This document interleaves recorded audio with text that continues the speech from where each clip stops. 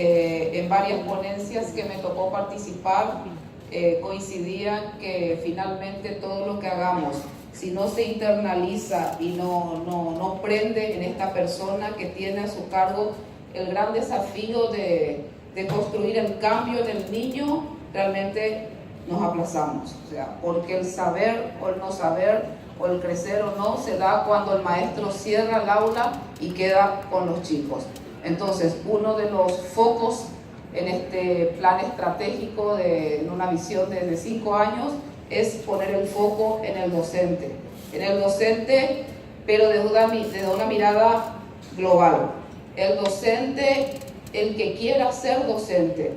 Entonces, en esta línea es ver cómo nosotros incentivamos a nuestros egresados que los mejores quieran realmente ser docentes. O sea, instalar el prestigio de una profesión tan noble y tan significativa en la vida de cada uno, el cual es el docente.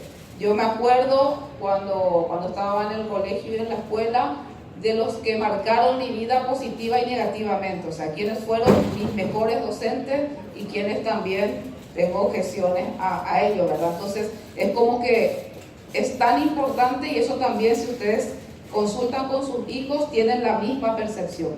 Siguiente. Entonces, una de las acciones es ir avanzando hacia la implementación de la formación profesional del educador.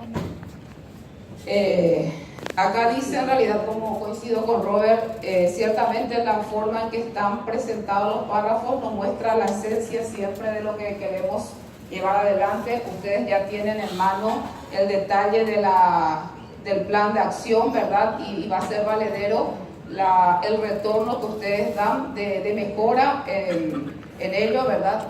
Decía, sistema de admisión. Más allá del sistema de admisión es cómo nosotros gestamos ese querer ser maestro, o sea, cómo Finlandia pudo, y teniendo nuestra esencia, nuestra historia, nuestra cultura, yo creo que hay que ir prendiendo nuevamente ese incentivo a una profesión tan grande como les decía.